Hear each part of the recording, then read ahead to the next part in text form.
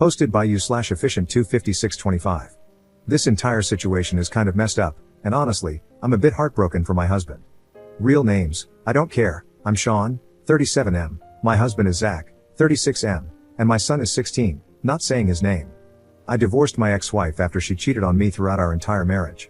That was over a decade ago, and I don't care anymore. My son is mine, already over and done. I met Zach when I was 28, and my son was 7. Zach and I hit it off instantly. I was finally in a place to start dating again, and thankfully, he was the first person I was interested in. We connected on everything my ex-wife and I did, and a million more things. People say life has a plan for you, and honestly, I believe it. I'd go through a million more divorces and being cheated on over and over if I ended up with him every time. One of the big things was my son. Zach was hesitant at first, just because of the situation, but he wanted a family badly, and I was excited for him to meet my son. After dating for a year, I talked to my ex and told her I was introducing our son to a guy I'm seeing. I told her it's serious and that I see a future with him. She was happy for me. We have a very good relationship now, and she just asked me to let her know when I was going to do it so she could be prepared if our son had any questions for her when he visited next. Zach and my son were best friends. They did everything together. They loved playing Minecraft and spent hours sitting in front of the TV. I loved watching them. I was so incredibly happy that the first person I found after my ex was this amazing. After about 6 months, I asked Zach to move in, and the rest is exactly as I've been describing. Amazing. My son started calling Zach his other dad when he was 10. It was a very sweet moment, which makes this hurt even more. Well, last weekend, my son had 3 of his friends over. They were playing video games in his room, and I had just left to do grocery shopping for the week, so it was just them and Zach. I don't know how the topic came up, but things got very homophobic. My husband was sitting on the couch, and I guess my son and his friends thought both of us had left, but it was just me. My son's room is connected to the living room, so if you're sitting there, it's not hard to hear what's going on in his room if he's being loud enough. 4 teenage boys playing video games. One of them said, "How's it feel having a fag as a father?" My son laughed and said, "Kinda crappy." They then said my husband probably touched him when he was little, and my son replied, "He can try it now, I'll knock his lights out." So not only was he being disrespectful to Zach, but he was also threatening him over something we all know he would never do.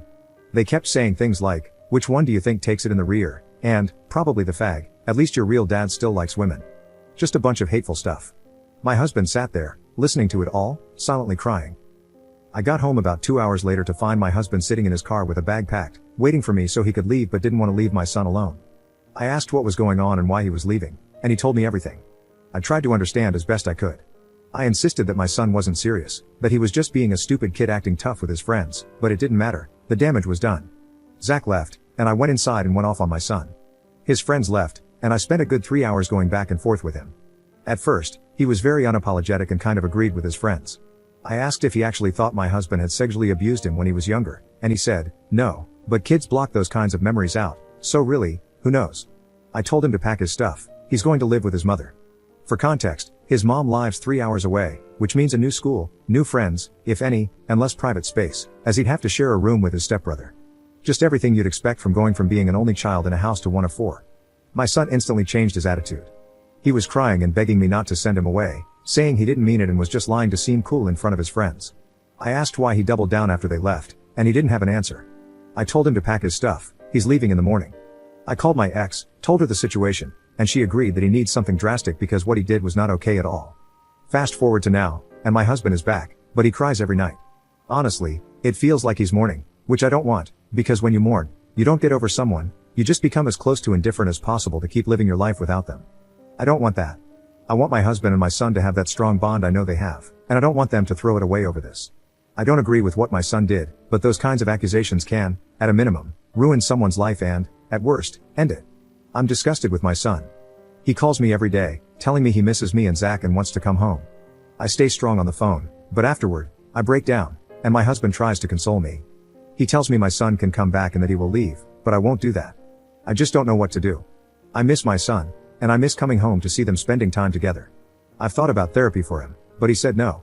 You can't force therapy on someone, they'll just sit there for an hour and waste $400. I need advice. Update 2 days later. This will be long. Sorry. Not going to lie, the entire original post was basically a disaster. I expected a few replies, with maybe one actually being helpful, and then for the post to fizzle out. That didn't happen, though. I wish it had. There was so much back and forth, and so much hate towards me just for being gay. I expected some, but holy crap.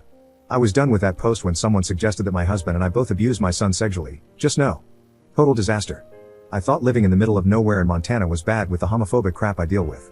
As for the update, I spent the day yesterday with my son. A lot of people accused me of not taking his claim seriously. I did. The first 30 minutes of our initial conversation when this all happened were focused on whether he had actually been abused. He said no.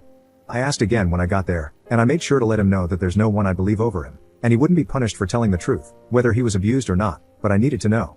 Once again, he said no, he was never touched or raped by my husband. Now, on to the questions and his answers. Why would you say something so dangerous? My son said he was feeling rejected by my husband because, lately, they haven't been spending nearly as much time together, which is true. A large part of my husband's life has been centered around my son. Zach tutors him, coaches him in basketball, goes on morning runs with him, and used to drive him to and from school before my son got his own car. They both share a lot of interests, so they've spent a lot of time together, especially in a kid/step-parent dynamic. Towards the end of last summer, when my son was still at his mother's, Zach talked to me. He said he wanted to start spending more time apart, not in a separate way, but more about developing a social life outside of our family. He realized that with my son leaving for college in about 2 years, he didn't want to fall into a depression once my son was gone, with nothing else to focus on. I agreed and told him it was a good idea and that he had my full support, as long as he still came home every night at a reasonable time and didn't let his relationship with my son suffer. As of now, yes, things are different. My son doesn't need rides to school or tutoring, and he's no longer playing basketball. Their hobbies are still the same, but Zach has been spending less time at home. It's not like he's gone all the time or coming back at 3 a.m., but he has a healthy social life now. It's hard to explain, but things have changed. Do you realize how dangerous it is to say something like that if it isn't true? He said yes, but he didn't think anyone was listening and was just going along with his friend's nonsense. That didn't make sense to me, so I asked why he stood by his statement after I sent his friends home. He said he thought he shouldn't back down from something he said. I told him that's incredibly stupid, and he should never do that, especially if he regrets what he said and it wasn't true in the first place. He said he knows and realized that when it happened, but he just couldn't stop himself from keeping it up. It didn't hit him that it was serious until I told him he was going to stay with his mother. Why do you want to be friends with people who talk so much crap about your parents? He said he doesn't really want to be, but these kids bully everyone they don't like, and he feels like he's in too deep to back out now. That I do understand. I had kids like that in my school. They bullied everyone, but they were cool to me until they found out I was gay, and then they made my last few years of high school hell. I told him I get it to some degree, but he doesn't have to add to what they're saying. A small chuckle and a screw you is usually enough to get people to move on from something. I also asked about them bullying him, because they kind of were. He admitted they do, but said it's not that bad. They just rip into him every so often about having gay dads, and over time, I guess that made him feel poorly towards Zach. The distance my husband was creating between himself and my son, mixed with the things his friends were saying, just built up. I told him I understood. I want to make it clear, I don't support what he said, but I do understand the emotions behind it. Why didn't you talk to us about how you were feeling? He said he didn't want to start anything. He and my husband are still close, and he didn't really know how he felt, he was more confused than anything. So, he didn't want to say something that might cause a fight if he wasn't even sure how he felt. I understood that too. At this point, I think this whole situation was just one miscommunication after another. Open dialogue could have prevented all of this from happening. There were a lot more questions, but my ex and I ended with, do you actually feel remorseful for what you said, or are you just tired of sleeping in the same room as a 7-year-old? He's genuinely remorseful. He told me that even if he had to stay there all year, he would still feel terrible about what he said about Zach. I reassured him once again that if anything had happened, now was the time to speak up, and I would believe him. Again, he said no. He started crying, saying he just missed us. It was an emotional moment, we hugged, and I told him I loved him and that would never change. I asked him to leave the room so his mother and I could talk. We decided on a month-to-month assessment to see when he would regain privileges, eventually leading to him coming home. There are conditions to all of this, like family therapy, solo therapy, and completely cutting off his friends, which I will help with. He was against solo therapy at first but eventually came around. He asked if Zach would be there next time, and I said no, but I would ask Zach if he wanted to come. My son smiled at that. I still believe sending my son to my ex-wife's was the right move. A lot of people aggressively disagree, and that's fine. My parenting style isn't for everyone. One of you even told me I should beat the kids up, so do I really care if some of you disagree with how I parent? Not really. The situation still sucks, and I don't know what to say. I miss my son. He's not coming home right now, and I wish I was leaving her house with him. As it stands right now, my son is living with his mother and her family. He will get his phone, PS5, and car back at the end of the first, second, and third months, in that order. He will be able to move out of the room he's currently in and into the guest house at the end of month 4. Every month after that is touch and go, and we'll discuss at the end of each month what we think. My son will do bi-weekly solo therapy, and we will all do bi-weekly family therapy. We see it as him doing solo therapy 1 week and family therapy the next. He can come back sooner, We want him back. My husband has wanted him back since he left, and I want him back too. His mother is holding strong, but she also sees how miserable he is, so I think she'll eventually break and give up the guest house early. It is what it is.